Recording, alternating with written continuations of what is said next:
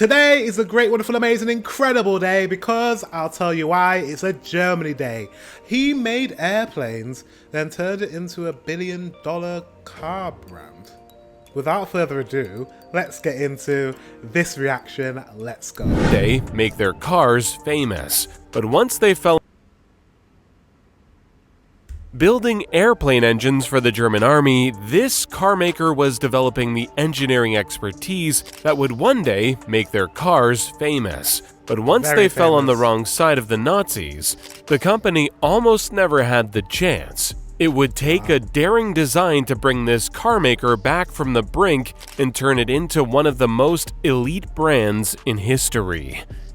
So, BMW used to invent things for the Nazis. So did that like tarnish the brand, and then they had to reinvent themselves to then be taken seriously? Let's see. This is the story of BMW. BMW.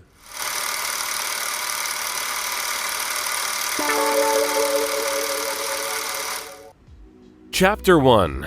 Karl Rapp.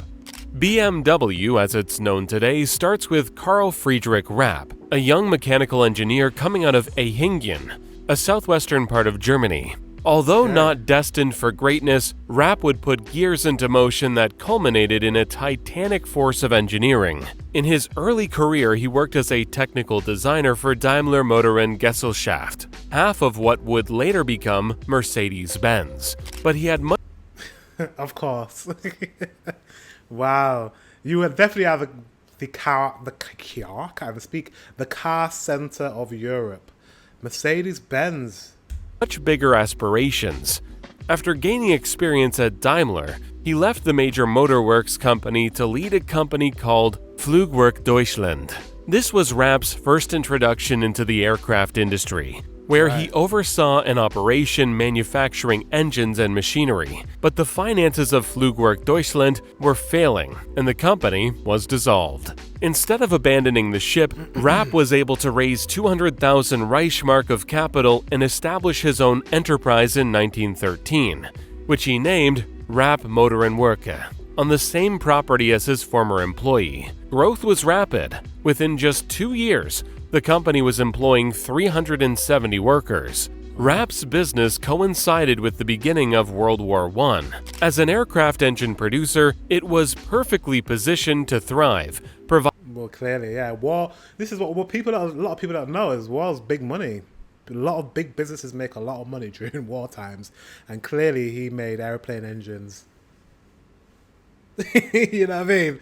During a war that Germany was fighting, so I'm sure he was raking it in. Providing armament for German forces. Unfortunately, Rapp's engines had destabilizing problems that made them unreliable. Instead, it was his competitor, Gustav Otto, whose business took off during the war. Rapp Motor and Werke was almost forced out of business when, with the war still raging, the Prussian army grew desperate and ordered 600 engines from Rapp, saving the company. But their work in... So basically, his engines weren't that great, but obviously you need the production, and you need they needed all the engines, so they ordered his engines anyways. Additions to the sale. Franz Joseph Popp was sent to the company as a representative for the Austrian Navy. Like Rapp, he was a former Daimler worker, but he had a much more impressive resume, having worked as the head of a department at AEG, a prominent engineering firm from Vienna, and collaborating with the biggest mechanical powers in the country. During this time in the Navy, he convinced his superiors that Rapp Motor and Werke was perfectly suited for wartime production. What Rapp didn't know was that Popp was really coming to take his company. Chapter 2. A New Direction. Franz Popp went to Rapp Motor and Werke to ensure quality control. The army had made a big order and all standards needed to be met, especially because the company didn't have a strong reputation. Without high expectations, Popp was still shocked by what he found. The lack of management was causing chaos and threatening production. Popp wasted no time in taking over the role himself, earning the trust of the managing board and hiring a team of engineers that would power the company to success.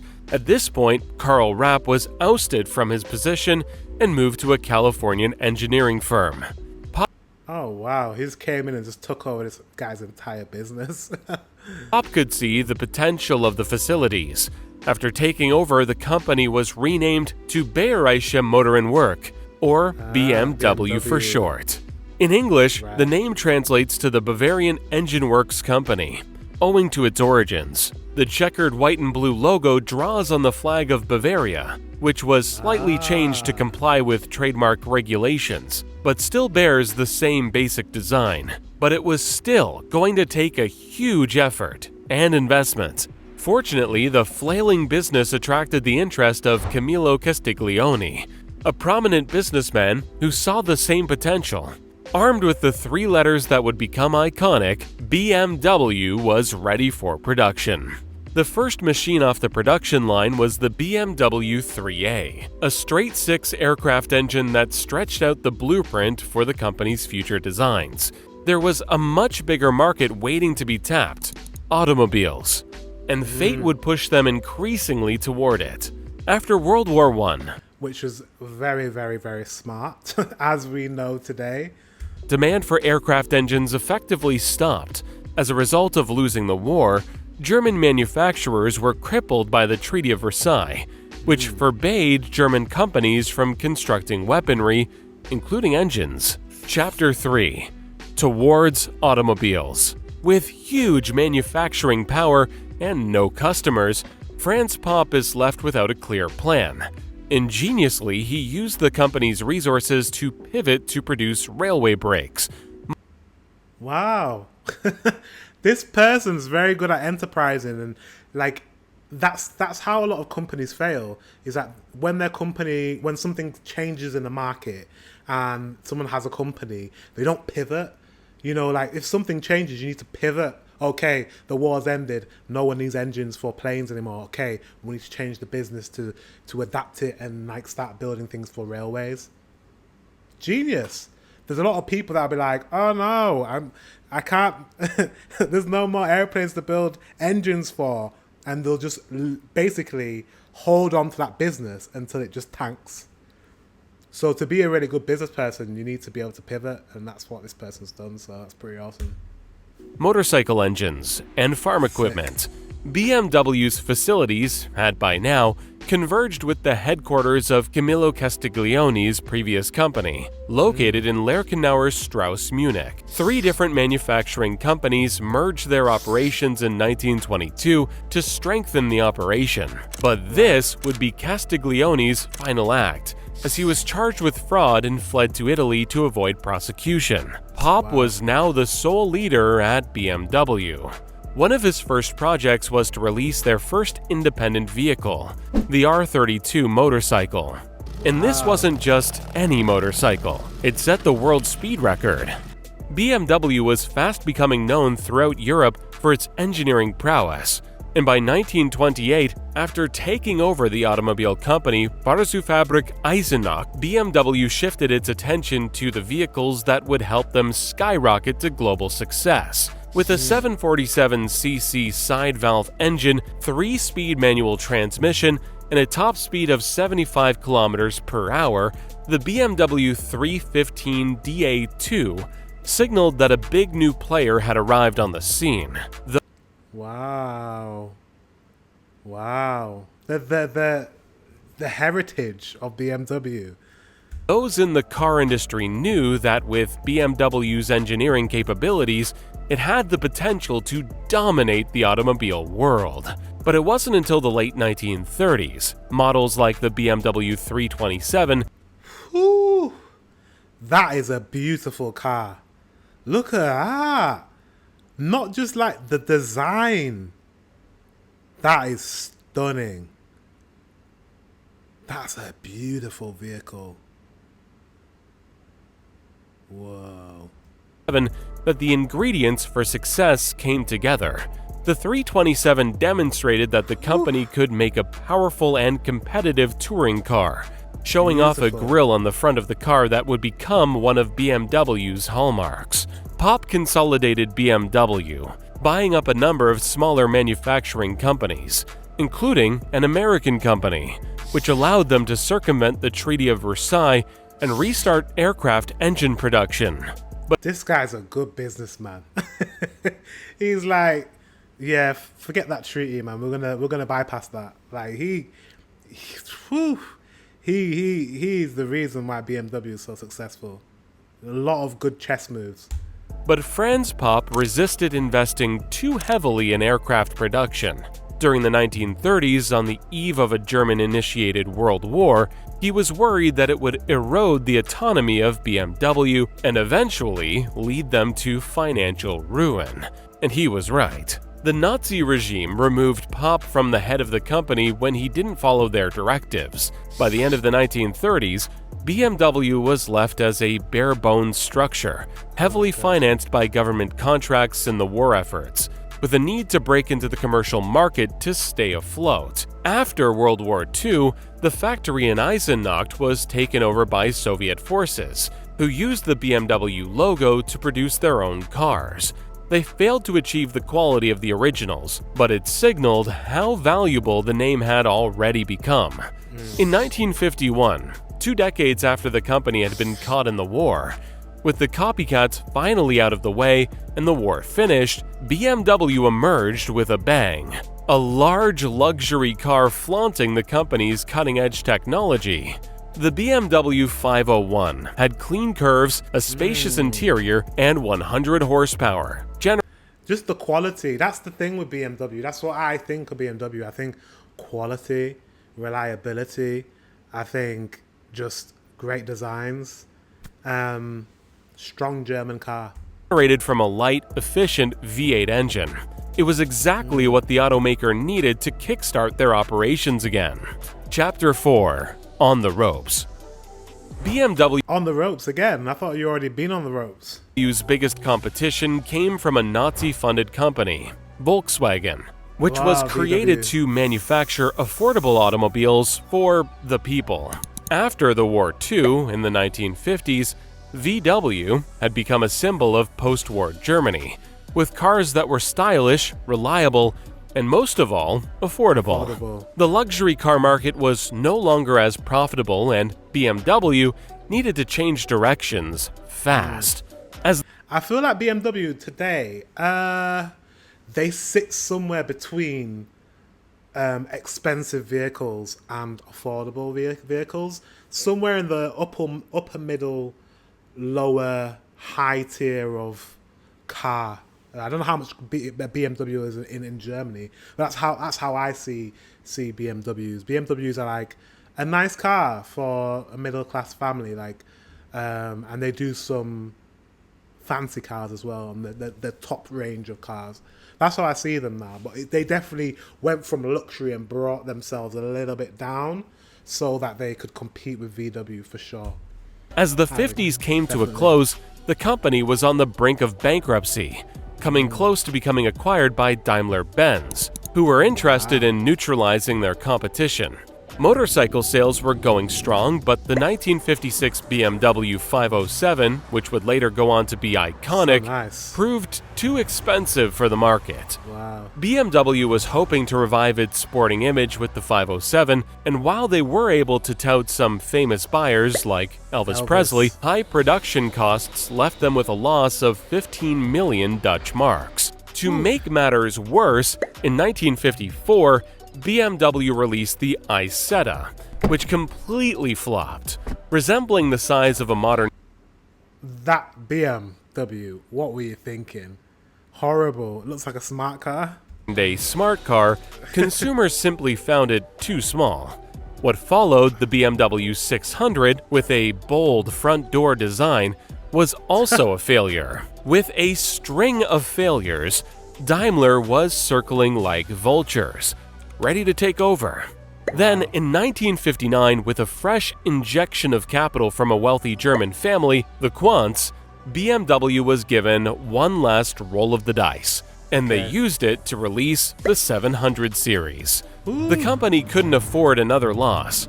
Engineers recycled many of the components used on the 600 to save money, but with an entirely redesigned body, which would be released in both a coupe and a saloon model. A compact two-door car weighing in at just over 1,400 pounds, the first of the 700 series was a welcome new addition to the commercial market.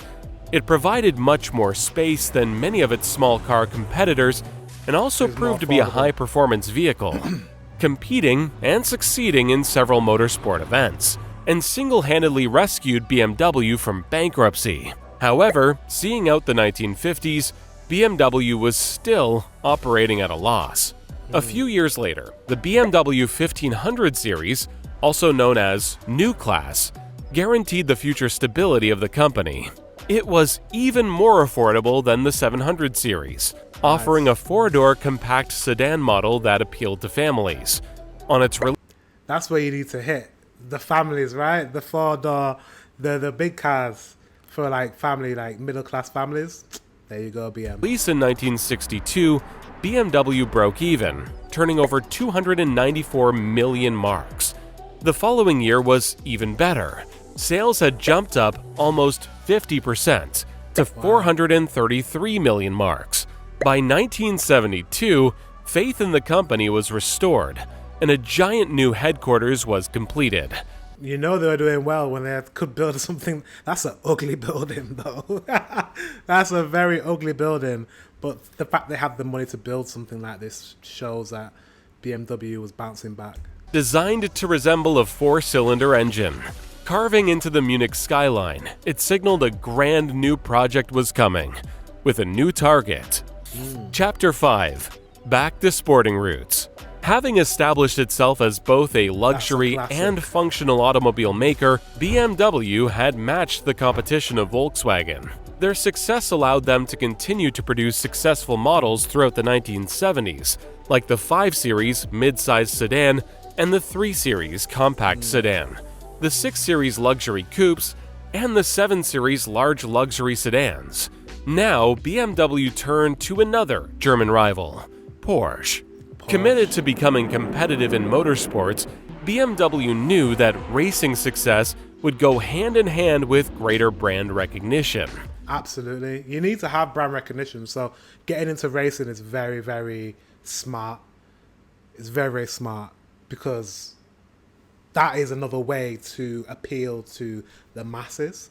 We all look at motorsports and be like, oh yeah, I know who Porsche are, I know who Ferrari are, I know Lamborghini, I know... You know these names because of racing. That's when the M1 was born. Developed to distinguish itself from its competitors, the mid-engine... Wait, was the Knight Rider car, was that based on a BMW? You know Knight Rider, you know what I mean. Engine design allowed for greater balance and traction of the rear tires. BMW briefly partnered with Lamborghini to construct the car's chassis, but finished the project alone, resulting in one of BMW's most unique designs, described as a supercar full of soul, luxury, and speed. I swear my uncle had one of those cars where the lights just go off like this. My uncle had one of those. The M1 model was later voted one of the greatest in the brand's history. With a 3.5-liter 3,453cc 6-cylinder engine, 273 horsepower, and a top speed of 165 miles per hour, this was by far the most powerful car BMW had ever produced. And it marked the launch of the widely successful M division, dedicated to manufacturing high-performance cars. Between 1978 and 1981, 397 M1 models were hand-built, and it left its mark on motorsports history. BMW created its own championship, enabling it to increase the production of its cars.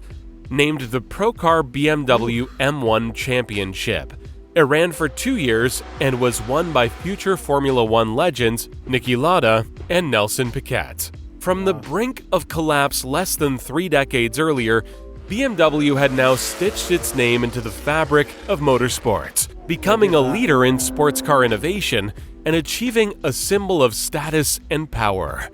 But nearing the 21st century, the question was, how does a classic car maker maintain its edge? Chapter 6. Staying Ahead. Coming into the 90s, BMW released the E30 M3, This has become BMW's most recognizable design, spurring generations of models that continue until today. Many car enthusiasts consider this model to be the peak of BMW's engineering. M3 was big. But even I remember it as a kid in the 90s being such an amazing, iconic car. I swear I had a toy car made, and it was an M3 toy car. Introducing a radical new car. front diffuser, rear spoiler, and other body parts changes to make it one of the most sporty and Very 90s. aerodynamic models of the 3 Series. By 2005, BMW was 1.3 million cars per year. BMW remains a favorite for car collectors, continuing to produce parts dating back to the 1940s. But its adaptability has kept the brand on top, helping to double its revenue between 2011 and 2021 to over 111 billion euros a year. Damn. BMW became one of the earliest car manufacturers to adopt hybrid technology. In 2010, with the launch of the I-Series, the company pushed Ferrari and McLaren to develop hybrid supercars. BMW now sells more than 2.1 million cars a year, and they continue to push the envelope, currently at the forefront of hydrogen fuel cell testing.